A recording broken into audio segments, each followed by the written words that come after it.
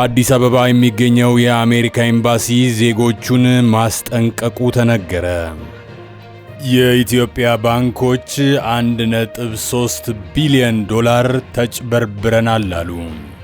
ከጠቅላይ ሚኒስትር ጽሕፈት ቤት የተሰማውንም ዜና ይዘናል። በዝርዝር እንመለከተዋለን። በቅድሚያ ዓለም አቀፍ ዋና ዋና ዜናዎችን እናሰማችኋለን። ይህ ቴዴል ኒውስ ነው። ፈጠን ያሉ ዜናዎችን በገረፍ ገረፍ የምታገኙበት ቤታችሁ። የዓለም አቀፍ ዋና ዋና ዜናዎች እነሆ። ሩሲያ የአሜሪካ ፕሬዝዳንት ዶናልድ ትራምፕ ፈጣን የሰላም ስምምነት እንዲደረግ ቢያሳስቡም እንኳን በኪየቭ ላይ ገዳይ የሚሳኤል ጥቃት በመሰንዘር ግጭቱን አባብሳለች። ጋዛ በሰብአዊ ቀውስ ተመታች። እንደተባበሩት መንግስታት ድርጅት ተመድ የእስራኤል እገዳ ከ50 ቀናት በላይ በማለፉ ጋዛ በከባድ ረሃብ፣ በሽታና ተስፋ መቁረጥ እየተሰቃየች መሆኑን ሪፖርት አድርጓል። የአሜሪካን ኤርላይንስ የመጀመሪያ ሩብ ዓመት ውጤት ሪፖርት አደረገ። አሜሪካን ኤርላይንስ በ2025 የመጀመሪያ ሩብ ዓመት ገቢው ዝቅተኛ የሀገር ውስጥ ፍላጎት ነገር ግን ጠንካራ ዓለም አቀፍ እድገት ማሳየቱን አስታውቋል። ለችግሮቹ የማይክሮ ኢኮኖሚ ሁኔታዎችን ተጠያቂ አድርጓል። ኢንዶኔዥያ ዓለም አቀፍ የእሴት ሰንሰለት ውህደትን እያለመች ነው። የፋይናንስ ሚኒስትር ስሪ ሙሊያኒ ኢንድሩዋቲ ከአሜሪካ አቻቸው ጋር ባደረጉት ውይይት ወቅት ኢንዶኔዥያ በዓለም አቀፍ የእሴት ሰንሰለት ውስጥ ቁልፍ ተዋናይ የመሆን አቅም እንዳላት አጉልተዋል። ሲንጋፖር በቅንጦት ደረጃ ቀዳሚ ሆናለች። የትሪፕ.ኮም የ2025 የደረጃዎች ዝርዝር የሲንጋፖርን የቅንጦት ሆቴሎች፣ ምግብ ቤቶችና መስህቦችን ያጎላ ሲሆን ይህም ዓለም አቀፍ የቱሪዝም መዳረሻነት ደረጃዋን ያጠናክራል።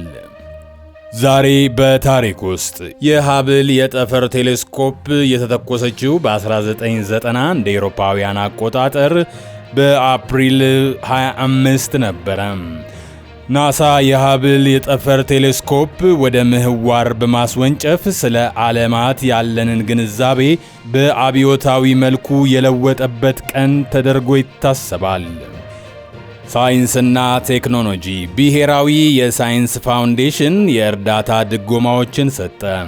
የአሜሪካ ብሔራዊ የሳይንስ ፋውንዴሽን ሳይንሳዊ ምርምርና ፈጠራን ለማሳደግ ያለሙ አዲስ የእርዳታ ድጎማዎችን አስታውቋል።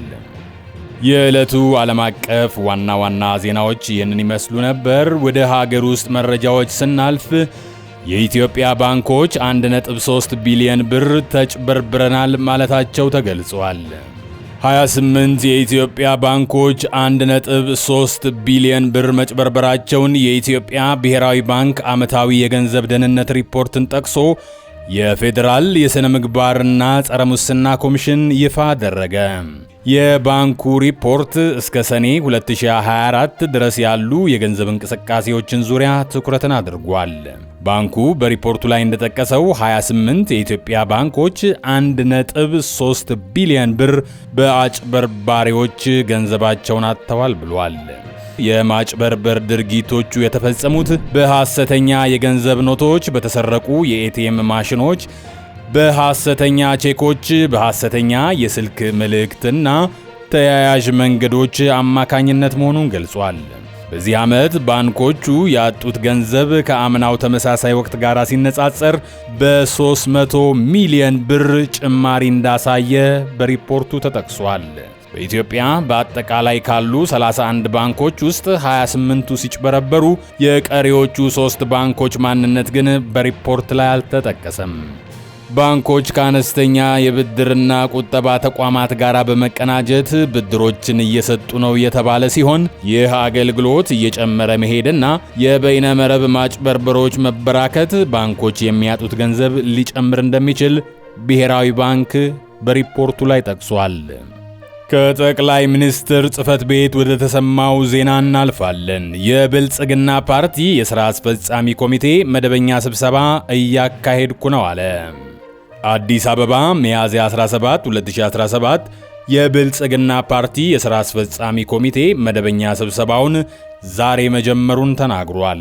የብልጽግና ፓርቲ ፕሬዝዳንት ጠቅላይ ሚኒስትር አብይ አህመድ ዶክተር በማህበራዊ ትስስር ገጾቻቸው ባወጡት ጽሑፍ ከዛሬ ከሰዓት በኋላ ጀምሮ የብልጽግና ፓርቲ የሥራ አስፈጻሚ ኮሚቴ በሀገራዊ ቁልፍ ጉዳዮች እንዲሁም በፓርቲ ተኮር ጭብጦች ላይ ለመጪዎቹ 2 ቀናት መደበኛ ስብሰባውን ያካሂዳል ብለዋል።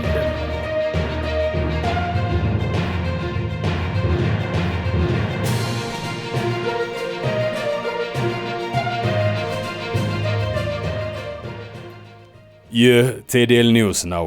ለሰዓቱ የያዝናቸው ዓለም አቀፍ ዋና ዋና ዜናዎች ይህንን ይመስሉ ነበር። በቀጣይ ዕለታዊና ትኩስ መረጃዎችን ይዘን ተመልሰን እስክንገናኝ ቸር ያቆየን፣ ቸር ወሬም ያሰማን። መልካም ጊዜ